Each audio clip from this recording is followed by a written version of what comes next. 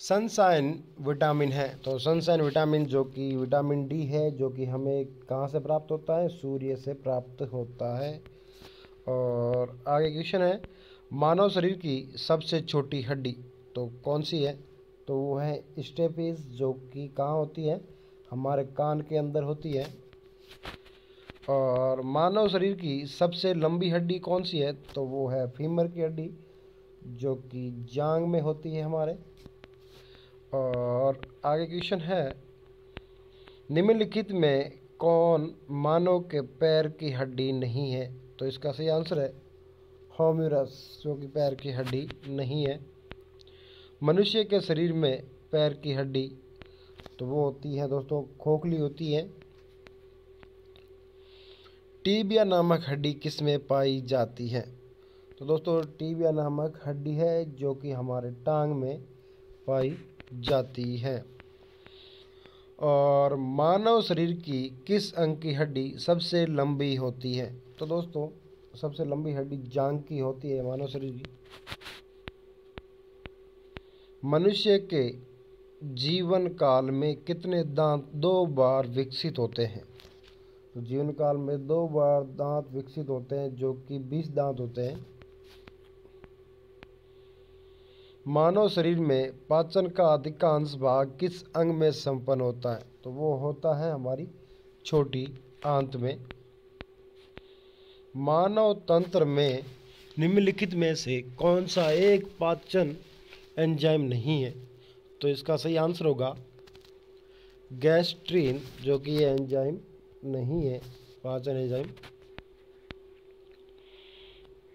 मानव शरीर में निम्नलिखित हार्मोनों में से कौन सा रक्त कैल्शियम और फास्फेट को विनियमित करता है? तो इसका सही आंसर है प्रावेटू हार्मोन।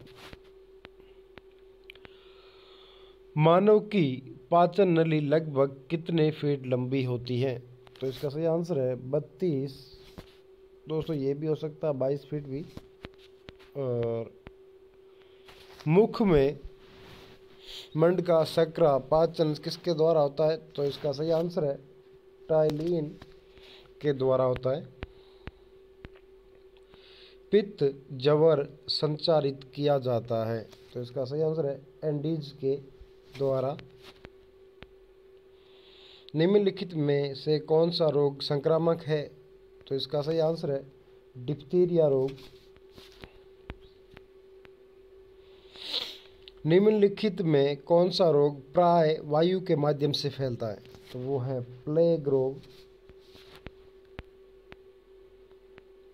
निम्नलिखित में से विटामिन का कौन सा है? तो वो है फोलिक अम्ल।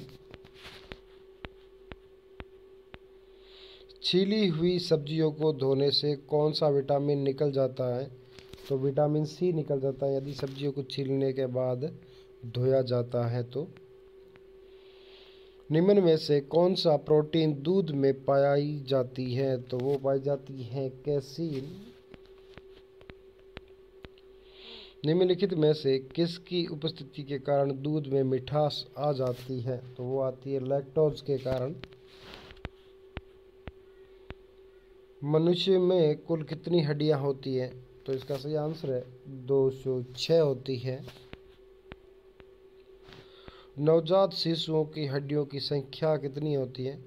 तो इसका सही आंसर है 208। मनुष्य की खोपड़ी में कितनी अस्थियां होती है? दोस्तों मनुष्य की जो खोपड़ी है इसमें 8 अस्थियां होती हैं। कितनी? 8 होती हैं। मनुष्य के शरीर में पसलियों के कितने जोड़े होते हैं? तो वो होते हैं 12 जोड़े। शरीर की सर्वाधिक प्रबल अस्थि कौन सी होती है? तो इसका सही आंसर है जबड़े की होती है। निम्नलिखित में से किसकी उपस्थिति के कारण दूध में मिठास आ जाती है? तो वो है लैक्टोज। और आगे क्वेश्चन है, मनुष्य में कुल कितनी हड्डियां होती है? तो वो होती है 206।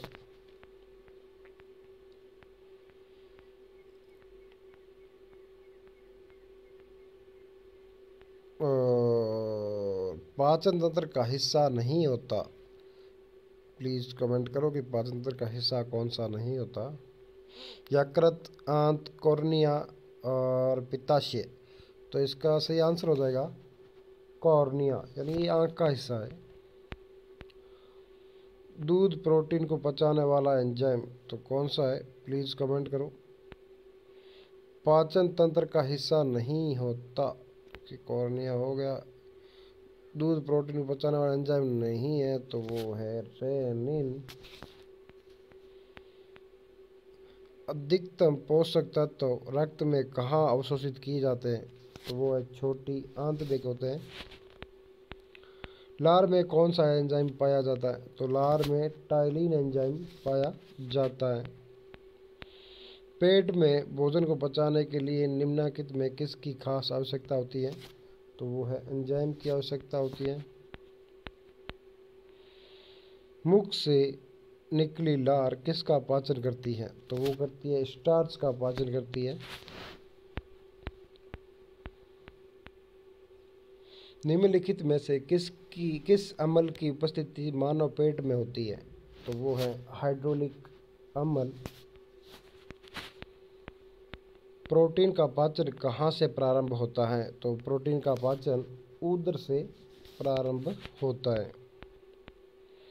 पाचन क्रियाओं में प्रोटीन निम्नलिखित में से किस पदार्थ में बदल जाते हैं? तो वो है एमिनो अम्ल। पचे हुए भोजन में मौजूद विषैले पदार्थ का कौन सा अंग चूषण करता है? तो इसका सही आंसर है यकृत। पित्त निम्न में से किसके द्वारा पैदा किया जाता है? तो वो किया जाता है यकृत के द्वारा। पित्त जमा होता है तो वो जमा होता है पित्त से पित्ताशय में। मानव शरीर में खून के शुद्धिकरण की प्रक्रिया कहाँ होती है? वो होती है डायलिसिस कहलाती है।